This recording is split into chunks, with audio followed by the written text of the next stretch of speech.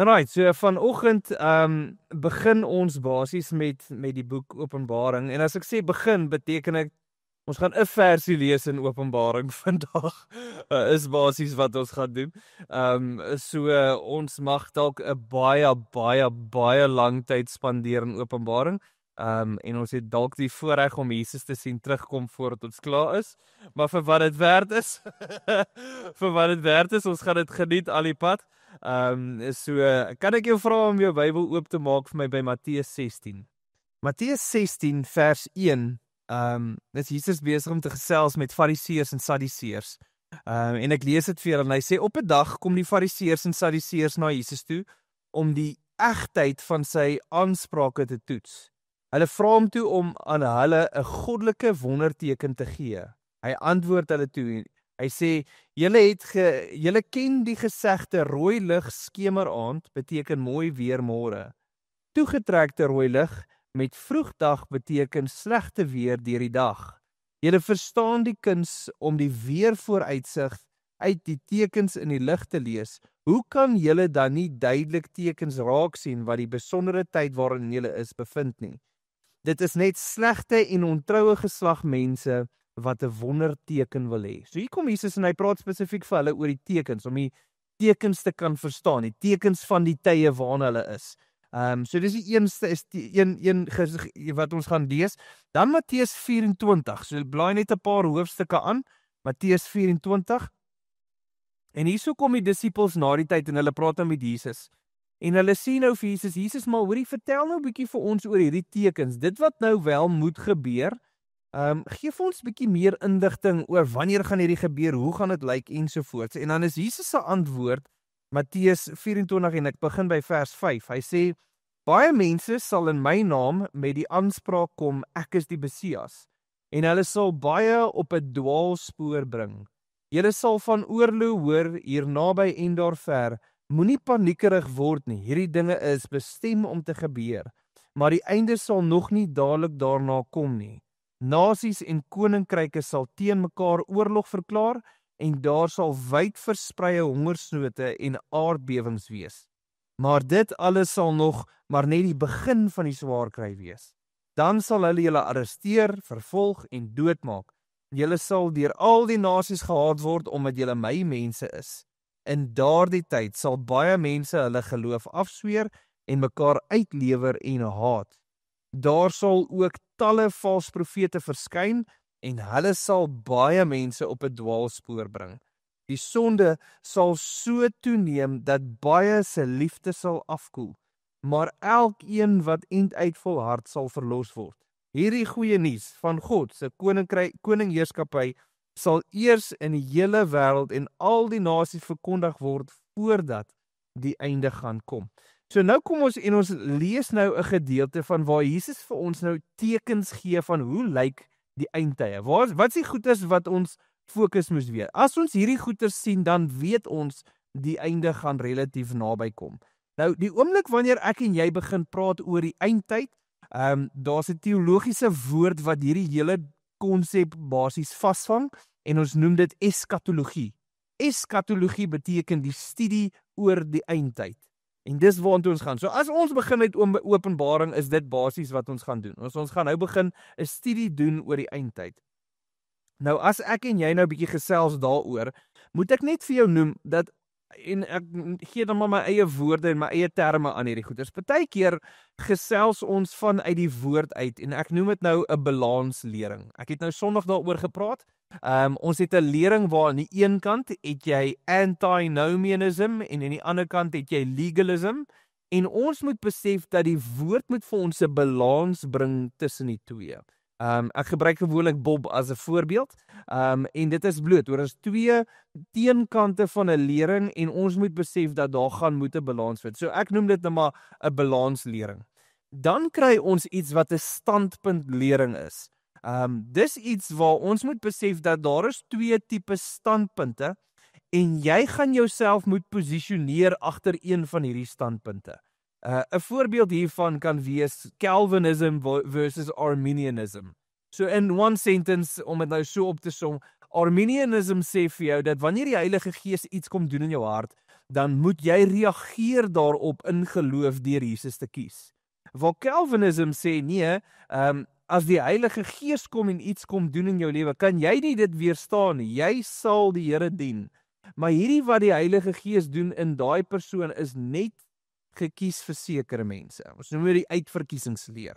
En so elkeen gebruik hulle verse, en so alhoewel ons weet dat ultimately is daar 'n balans tussen hierdie twee, maar die punt wat ek en jy moet weet, dis 'n standpunt. Of ek maak die standpunt dat ek kies Jesus, of nommer 2, hy het my gekies en ek is net deel van wat hy vir my gedoen het. Dis 'n standpuntlering. Jy staan op die berg of jy staan op daai berg. Nou, wat Openbaring 'n kraaines maak, is binne in Openbaring is daar 16 verskillende standpuntleringe wat ek en jy gaan moet besef. Ek staan hierso en oor hierdie punt voel ek so. Jy staan en jy kyk vir dieselfde ding en jy voel so. 16 verskillende standpunte.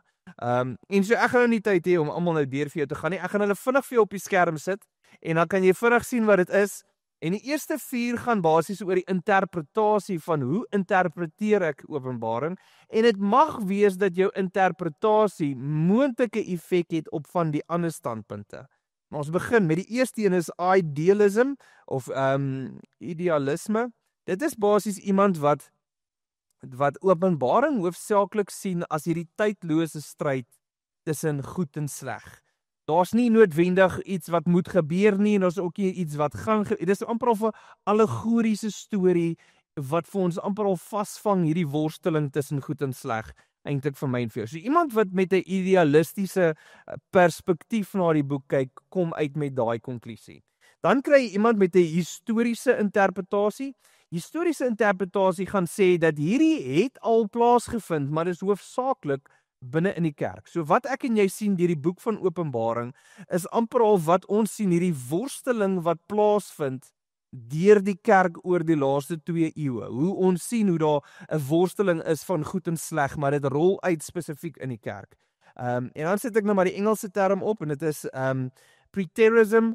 Preterism beteken basies om te kan sê dat Openbaring het klaar reeds afgespeel teen die jaar 70 na Christus. Nou die jaar 70 na Christus is toe die Romeine ingekom het in Israel in Jerusalem en hulle die tempel gesloop en hulle het Jode op strepe doodgemaak. En daai was die punt gewees waar Openbaring sy volheid ervaar het vir die oorspronklike lesers. Dis ouens wat in preterism inval. Dan kry jy toekomstig, so jy kry mense wat dan basies sê dat ons glo dat dit wat in Openbaring skryf moet nog plaasvind. Dis vir ons 'n profetiese teken van wat nog kom. Nou, ek moet wel sê, ek dink in ons sirkels vind hierdie ene homself as die mees prominente manier van dink. Uit dit uit, maar dit is net oor my interpretasie van die boek as geheel. Wanneer ons nou 'n bietjie inzoom op sekere van hierdie areas binne in Openbaring, gaan ons vir ons moet self vra, as ons praat oor die groot verdrukking, die groot verdrukking is die 7 jaar tydperk waar dit regtig hel op aarde gaan wees. En hier in hierdie gedeelte sit jy nou weer vir jouself op een van 3 verskillende standpunte in. Eerstens is simbolies, so hierdie verdrukking is nie 'n fisiese verdrukking wat gaan plaas nie, maar dis 'n geestelike verdrukking wat basies die bose uitoefen op ons as mens. Ander ouens wat weer val op histories, hulle val nou weer om te sê dat daai verdrukking is 'n tydperk waar die kerk spesifiek gaan swaar kry, waar dit is spesifiek op die kerk gerig, om deur hierdie tydperk te gaan. En dan het ons natuurlik 'n toekomstige ene, en hierdie is 'n letterlike 7 jaar proses van absolute chaos wat uitgestort word op die aarde. En so dis nou die 3 verskillende views net rakende die verdrukking. Wanneer ons gaan gesels oor die wegraping, die wegraping in homself het 6 verskillende standpunte waarin jy jouself kan vind. Nommer 1 is die amillennialists. Die amillennialists is ouens wat glo om te sê dat daar gaan nie 'n wegraping plaasvind nie. Dat die opstanding van die gelowiges en die terugkoms van Jesus is basies een ding wat plaasvind. So met ander woorde, alles is afgehang net van Jesus wat terugkom. Daar's nie 'n konsep soos 'n wegraping nie. Die tweede ene waarna ons gaan kyk, of ek sê waar daar is, nie noodwendig na spesifiek gaan kyk nie, is 'n gedeeltelike wegraping. Gedeeltelike wegraping is om te kan sê dat daar is 'n klomp gelowiges, maar net die gelowiges wat reg is, gaan deel wees van die wegraping. Wat beteken? Dink gou aan die storie van die 10 meisies met die olie in hulle lampe. 5 van hulle was reg geweest toe die bruidegom al aangekom het en 5 was nie. So nou hier kom die ding, daar's baie ouens wat sê, maar ek dien die Here, maar dis net die wat regtig reg gaan wees, wat deel gaan wees van die wegraping. Dis gedeeltelike wegraping. Dan die ander is die voorverdrukking wegraping, wat beteken dat daar gaan 'n verdrukking plaasvind, maar voor daai verdrukking plaas gaan vind, gaan die Here kom en sy gelowiges vat. Hy gaan kom om sy bruid te kom haal, gaan 'n wegraping plaasvind, en dan die wat agterbly, beleef dan die verdrukking. Dan sit ek nou maar die volgende is in Engels net bloot oor. Die een is mid-tribulation. Tribulation is verdrukking. So dis seker dies wat ter midde van die verdrukking gaan. So kom ons tamsak maar op 'n datum. So kom ons sê 7 jaar verdrukking, so op 3,5 jaar. Dan glo hierdie ouens in die middel van dit word daar 'n wegraping plaasgevind vir die gelowiges. Dan het ons 'n pre-wrath. Dis voor die wraak van God uitgestort word. So as jy nou dink aan die 7 jaar verdrukking, dan gaan almal deel wees van dit, maar net hier in die einde, dan is dit die volle wraak van God wat uitgestort word, so aan die einde, en net voor daai einde is wanneer die wegraping plaasvind. En dan het ons post-tribulation. Dis ouens wat basies sê dat ons gaan almal deur die verdrukking gaan, en aan die einde gaan die wegraping dan basies plaasvind. So dis dan basies dit. So dan het jy jou standpunt gemaak rondom spesifiek oor die wegraping, en dan moet jy jou posisie gaan kies oor die millennium. So hoe lyk die millennium en wat het die millennium daarmee behels? So jy kry premillennialists. Dis die ouens wat glo dat Christus gaan fisies terugkom en vir 1000 jaar lank op hierdie aarde saam met ons wees, saam met ons regeer, en vir 1000 jaar daai vrede tydperk is 'n letterlike 1000 jaar wat hierso sal plaasvind. Dan het jy jou amillennialists. Amillennialists is meer dat hulle simboliseer dit om dan te kan sê dis amper half 'n tydperk waar die kerk 'n baie groot rol gaan speel, 'n groot impak gaan maak in mense se lewens. En dan het jy jou postmillennialists, en hierdie ouens glo dat in daai 1000 jaar is asof die evangelie van God gedeel gaan word met mense. Mense gaan die goeie nuus hoor, en ouens se harte gaan so ontvanklik wees dat dit amper half almal tot bekering gaan bring. So daar is hierdie fase wat almal so deel is van hierdie situasie. Dis min of meer die verskillende standpunte wat daar is. Right, so dis die proses wat ons weet. Nou as ek sit en ek sê kraaienhuis, dan bedoel ek, en die van julle wat nie weet wat ek van praat as ek sê kraaienhuis nie, dan praat ek van as jy nou gaan visvang met 'n penkatrol en jy gooi in en ewe skielik gaan daar iets fout en as dit net soos dis net gat oralste en al wat jy kan doen is afsny en net oor begin. En die probleem is die oomblik wanneer ons in hierdie goedes begin karring en draadjies trek, dan begin ons uitkom by goeders wat baie keer baie vreemd is, en ons gaan moet worstel deur hierdie goeders. Okay, so dan as ons nou oor al hierdie goeders kon gepraat het, dan gaan ons onsself moet herinner dat Openbaring gaan oor goeders praat soos die anti-kris. Nou moet ons vir onsself sê, vandag as ek en jy nou dink en ons vra onsself, as ons kyk na die tekens, wie identifiseer ons, wie is moontlik die anti-kris, wil ek net vir jou sê dat hierdie gesprek kom nou al 'n lang tydjie saam met die kerk. Die eerste ou wat geklassifiseer was as die anti-kris was Nero gewees. Nero was die eerste keiser gewees, het was onder hom gewees wat die tempel geval het. En omdat die Hebreëse letters het elkeen 'n numeriese waarde aan dit. As jy Nero se naam geskryf het, dan kom dit uit op die 666. En so hy was gewees die eerste anti-kris wat bekend is. Na dit het ons Domitian gehad. Domitian was die ou gewees wat verskriklike vervolging deur die kerk deurgesit het, en daarna enige verskeie keiser wat in Rome opgestaan het, was geklassifiseer gewees as die anti-kris. Bloot oor as dit 'n ou was wat die kerk vervolg het, of as dit 'n ou was wat 'n spesifieke reël in plek gesit het, rakende geloof en hoe geloof uitgedeel was, dan was hierdie ou geklassifiseer gewees as die anti-kris gewees. Mohammed, in die jaar 570, toe Mohammed basies as profeet opgekom het, hierdie ou het gekom en skielik het Islam ontvlam. Islam het begin deel word van die Christelike gemeenskappe, en hulle het hom verklaar as die anti-kris. valse profeet, en toe daarna het ons vir Frederik die tweede gehad, hy was 'n keiser gewees, en hierdie ou het hy het heeltyd koppe gestamp met die kerk, en hy was konstant ernstig besig om te fight met 'n pope, met die paus, en so as gevolg van dit het hulle vir Frederik geklassifiseer as die antichrist. Natuurlik van die 12de eeu af, was amper elke paus die antichrist gewees. Reg deur tot en met die vorige ene. Pope Francis was die antichrist gewees tot nou die dag toe, 'n maand terug toe sy dood, so hy is nou ongelukkig nie die antichrist nie, maar ons het daarom nou Pope Leo die 14de, so hy sal nou die antichrist nou wees wat nou basies die leiersels opvat nou van vorentoe. En dan natuurlik van die katolieke se kant af, hulle het gekyk na die reformatie en as gevolg van dit het hulle gesê Martin Luther was die ou gewees wat dan die antichrist was. Napoleon, hy het die kroon gedra van antichrist. Die leiers wat die Franse revolusie begin het, was geklassifiseer gewees as die antichrist.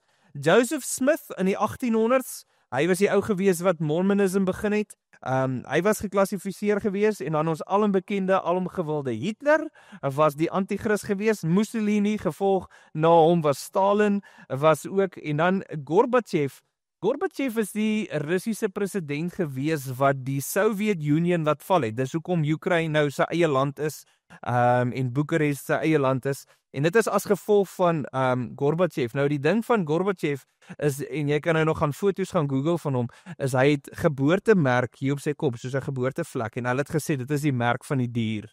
En so Gorbachev het die titel gedra van die antichrist. John F. Kennedy, hy het die titel gedra bloot net oor dat hy 'n goeie verhouding gehad het met die katolieke en die daai tipe goeters, en hulle het geglo op grond van sy sluipmoord toe hy assassinate was, dat hulle het geglo hy gaan uit die dood uit opstaan en dat hy gaan die rol vervul dan van die antichrist. Dan het ons die Amerikaanse president Ronald Wilson Reagan, en die hoofsaaklike rede hoekom hy as die antichrist verkies was, is omdat die woord Ronald is 6 letters, Wilson is 6 letters en Reagan is 6 letters.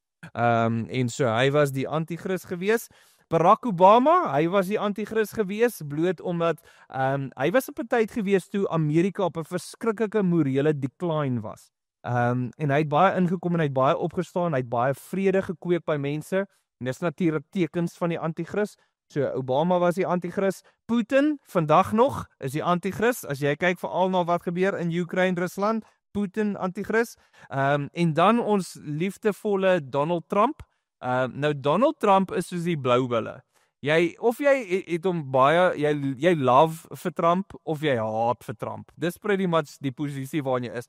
As jy vir Trump love, dan dink jy almal wat teen hom staan is die antichrist. Maar as jy nie vir Trump like nie, dan is Trump dan die antichrist, bloot omdat hy hierdie honger het vir mag en vir idolatry, om goeders te kan deel maak van sy lewe. En dan natuurlik een van die ander wat ook baie bekend is in ons wêreld vandag, is Emmanuel Macron. Hy is die president van Frankryk. En die rede hoekom hulle hom dan as die antichrist verklaar is omdat sy naam Emmanuel is, en Emmanuel beteken God met ons. En dis basies wat gebeur. Jou ma kies vir jou 'n naam en dit maak dat jy moontlik die antichrist kan wees. So, my voorstel is al wat gebeur vir iemand om die titel van antichrist te dra in die laaste 2000 jaar, moes jy een van 3 goeders basies gekry het. Nommer 1, jy moes mag en invloed ergens hê, genoeg mag en invloed om 'n groot impak te maak, dan kan jy geklassifiseer word as die antichrist. Nommer 2, as jy die kerk bedreig, as jy ernstig iets doen wat die kerk en die stelsel of enigie van daai tipe goed is bedreig. En nommer 2, as dit lyk asof jy inpas by om ernstig deel te word van profesie, dan kan Obama. Dit lyk net asof jy vrede wil bring in hierdie wêreld, dan weet jy kry val in dit. En so as jy moontlik al 3 gevat het, dan is jy definitief die antichrist. So julle moet net versigtig wees dat julle Instagram en Facebook nie so populêr raak nie, want dis jy dalk die antichrist. Okay, so dis net die term van antichrist. As ek en jy praat van die eindtye in terme van die tekens, veral met oorloë, dan besef ons dat daar is 'n klomp goeters wat geklassifiseer was as tekens van die eindtye. Die tempel se vernietiging in 70 na Christus was die oomblik toe dit plaasgevind het. Hierdie is die oorlog, nou is dit die eindtye. Daarna volg al die holy wars, soos dit ons sal sê, dis 11 verskillende oorloë wat speel oor 1000 jaar. En hierdie was bekend gewees as die teken van die eindtye. Daar's konstant hierdie oorloë. As ons enigiets van Israel gelees het, Israel het 'n onafhanklike nasie geword in 1948 en van daai punt af enige tyd wat Israel van daar af iets gebeur het, was dit 'n teken gewees van die eindtyd. So net hulle onafhanklikheid was 'n regmerkie gewees van nou is Israel weer 'n nasie, nou gaan die Here kom. En direk toe hulle 'n nasie word, toe jaag al die Arabiere-state besig om hulle te jaag, al die pad van Egipte en wat het Irak en Jordanië en al hierdie ouens veg toe teen hulle. So hulle was skaars is 'n nasie gewees. En toe het ons die eerste oorlog, dis die oorlog van the War of Independence, is 1948, was die eerste oorlog. Toe sing almal dis die eindtyd. Toe die Suez-krisis in 1956 was 'n oorlog gewees, weer dieselfde ding. Toe was dit die 6-dag oorlog in 1967, wat dit was, ek dink dit was 3, dit was Syrië, Egipte en Jordanië wat hulle ingevaar het. En toe was dit die Yom Kippur oorlog in 1973, toe is dit die eerste Lebanon oorlog in 1982 tot 85 toe. Toe is dit die eerste Intifada wat 1987 tot en met 1993 was, toe is dit die tweede Intifada van 2000 tot 2005 toe. Toe is dit die tweede Lebanon oorlog in 2006 en wat ek en jy nou mee bekend is wat in 2008 begin het, is die Gaza oorlog. En so enige iets wat moontlik gelyk het asof Israel in oorlog is, word dan 'n teken. So in die laaste amper 75-100 jaar is hulle konstant in oorlog, amper meer oorlog as vrede. En elke keer as dit plaasvind, dan word die ding opgetrek, hierdie is nou die eindtye. Of as die wêreld in 'n oorlog ingaan. Wêreldoorlog 1, Wêreldoorlog 2, jy dink aan die twee Gulf Wars, dis VSA teen Irak wat daar se plaas gevind het. Selfde ding, hierdie is nou die eindtyd. Dink nou aan Saddam Hussein en Bin Laden en alles wat daarmee saamgegaan het. Die Oekraïne-Rusland oorlog, selfde ding, hierdie is tekens. Maak nie saak wat se pandemie dit was nie, of dit die backpaid was, of dit COVID-19 was, hierdie is die einddae. So met ander woorde, wat ek vir jou wil sê, is in hierdie proses van tekens soek, het die kerk die laaste 2000 jaar hulle oë uitgehou en gekyk na wat sien ons om ons en wat kan die tekens wees. En vir 2000 jaar is die boodskap dieselfde. Ons kyk na 'n oorlog, ons kyk na iemand in mag, ons kyk na iemand wat die kerk bedreig, iemand wat lyk as wat profesie vervul, en skielik dan is dit nou die eindtyd. Nou, hier kom die vraag wat gevra word. Waar is my posisie? Waar staan ek? Eerste een kan ek vir jou sê, as dit kom by daai eerste klomp waar hulle staan, kan ek vir jou sê, kan ek vir jou opreg eerlik nog nie die antwoord gee waar ek staan nie. Ek dink ek was op daai balansdeel gewees omdat ek hierdie goed weet, omdat ek weet hoe vinnig mense spring op die eindtyd ding. Vir my ek Openbaring, ek probeer nie betrokke raak by hierdie goeters nie, want ek weet een ding weet ek, is as Jesus vandag terugkom, dan is ek reg om te gaan. Is jy reg om te gaan? Want ek is reg. As hy nie vandag terugkom, het ek een job. Matteus 28:19 vers 20 sê, gaan uit, maak disippels en leer hulle om alles te gehoorsaam wat ek julle geleer het. Dis my job, dis wat ek moet doen. Gaan uit, maak disippels. So wat is dit? Ek is 'n disipel en ek maak 'n disipel. Dis my werk. Tussen dit en dan, dis as Jesus vandag kom, dan is ek super opgewonde. Want dan gaan ek saam, want ek is deel. Ek is kind van hom. Ek gaan deel wees van dit. As ek deur 'n 7 jaar tydperk moet gaan en dit gaan rof gaan dit vasbyt, want ek kan niks doen om dit te verander nie. Ek het geensins die kapasiteit om te verander wat môre is en dis net in die Here se hand. So met ander woorde, waar staan ek? Ek het nie 'n klou nie. Ek gaan saam met jou dit ontdek. Ek gaan saam met jou deur hierdie verse gaan en ons gaan hierdie woord vat en ek gaan myself herinner. As ek en jy wel vir ons 'n paar vrae gaan stel, dan weet ons. Volgens is dit 2 Petrus 3. 2 Petrus 3 sê vir ons in vers 10, maar die dag van die Here sal so onverwags kom soos 'n dief. Dan sal die hemele met 'n groot gedruis verdwyn en die hemelliggame in 'n vuur opgaan en die aarde met alles wat daarop is, sal vergaan. Ek kan nie dit keer nie, ek kan dit nie aanhaas nie, dis net die Here en hoe hy die goeders bepaal. Ek weet net, môre sal vir homself worry. Vandag moet ek seker maak ek is reg. En dan een ding wat ek wel weet, en so as jy gekom het en jy het die perspektief gehad, dat ons hierdie studie gaan begin, en hierdie studie gaan uiteindig, dat ons na gebeurtenisse kyk, ons gaan na tye kyk, ons gaan na tekens kyk, ons gaan na persone kyk, om te kan sê, is hierdie die eindtye, dan gaan jy absoluut disappointed wees. Want dis nie die doel van hierdie studie nie. Die doel van hierdie studie is nie om vrees te kweek nie. En die enigste versie wat ek vandag gebruik uit Openbaring uit, is Openbaring 1 vers 3. En dit is wanneer Johannes skryf die volgende, en hierdie is wat aan hom gegee is, geseënd is die wat die woorde van die profesie lees, as ook die wat dit hoor en gehoorsaam wat daarin geskryf is, want die tyd van die beslissing is naby.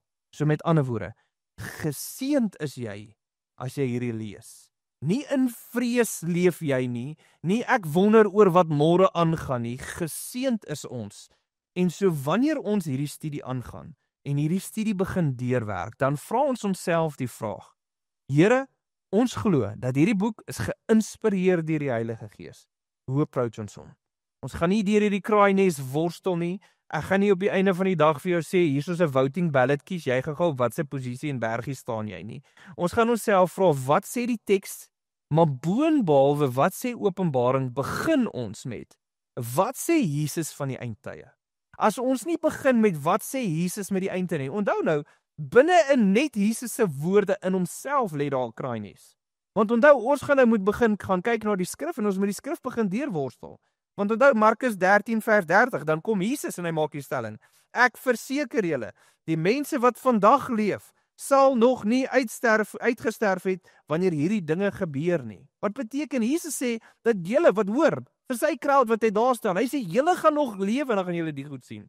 Ons is al 2000 jaar later.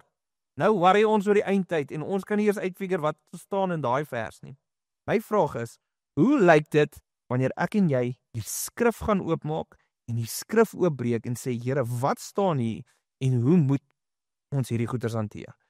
So ek kan nie vir julle sê op watse berg staan ek nie, kan nie weet wat 'n standpunt ek maak nie, bloot net oor, ek gaan laat ons deur hierdie skrif gaan, deur die skrif worstel, ons gaan kyk na Griekse woorde, ons gaan kyk na die kultuur, ons gaan kyk na die Ou Testament, ek het al gesien hoe ou mense Ou Testament uitmekaar uitdruk en vir dieselfde goed. Of was 'n ou gewees wat 9 jaar terug, toe maak hy die stelling en hy gebruik Esegiel 37 en 38 en hy gebruik oor hoe die eindtye is en hy sê nog in my tyd weet ek dat die Here gaan maak dat al hierdie plekke, al hierdie winkels, jy gaan in 'n winkel instap en daar gaan niks kos op die rakke wees nie. In my tyd gaan dit nog gebeur. Daai ou is dood, ons is deur COVID en daar was nog al die pad kos in die rakke. Die probleem is, 5 jaar terug toe doen die ouens presies dieselfde ding met dieselfde teks. 3 jaar terug toe Rusland in Oekraïne ingegaan het, gebruik die ouens presies dieselfde teks. Ons gebruik vir Gog en Magog en dis daar op Doorbo en hierdie ouens is besig om vir Israel aan te vat en dis nou so, dis die einde, die wêreld daai teen hulle. Maar die groot ding is, ons is nie hier vir daai nie. Ons is hier om te vra, Here, wat beteken die woord? Hoe lyk hierdie woord? Hoe gaan ons hierdie woord dan toepas in ons lewens? So ek wil nie hê jy moet 'n prentjie hê dat hierdie jou Instagram post is wat ek nou vir jou gaan sê oor hierdie is die regte tyd nie. Sorry julle, it's not gonna happen. Jy wil die vrae vra, ek gaan nie vir jou die antwoorde kan gee nie. Dis nie wat ons doen nie. Ons lees die skrif. Ons breek die skrif af. Ons gaan kyk in die Ou Testament. Omtrent 80% van die prentjies wat jy sien in Openbaring, gaan jy vanuit die Ou Testament uit kan verstaan. Dis wat ons gaan doen. Ons gaan deur hierdie goeters worstel en ek gaan net soveel worstel soos jy, want ek staan nie nou vooruit en sê ek het al die planne, die hele prentjie nie. Ek het baie langer voorberei vir hierdie ding as wat ek moes doen vir enige ander boek wat ek gedoen het, bloot omdat ek verstaan hoe ernstig is hierdie ding. Ek verstaan nie se kraaies, maar daarom is ons nie bang nie, nê? Vir wat dit werd is. So dis die hart. So hierdie is die eerste intro. Wat hierna gaan gebeur is ons gaan die basiese beginsels verstaan oor hoe lyk die tema, wat is die tipe skryfstyl wat hier plaasvind. Ons gaan die temas en die goeders bietjie afbreek van Openbaring en ons gaan daai goedjies uitrafel. So ons moet 'n paar boublokke in plek sit voordat ons regtig waar begin by vers 1. Ag Here, wat 'n voorreg is dit wat ons het. En ag ek bid Here, soos dit ons deur die woord gaan, bid ek Here dat ons net sal eg wees op die woord en wat dit is en hoe ons dit interpreteer. Ag ek bid Here dat vrees nie die ding sal wees wat ons dryf nie. bid Here dat ons nie op 'n plek sal wees wat ons hierdie hele situasie net mis op grond van dat ons op 'n trein spring wat op ander mense spring en dit klink so nice om op te wees. Ek bid Here dat ons regtig waar na u woord toe gaan en worstel met die skrif. Here, dat ons Heilige Gees dat ons u in sal nooi, Here, om hierdie skrif vir ons oop te maak en ons lewens transformeer, soos dat ons dit studeer en ons loof u daarvoor in Jesus naam. Amen.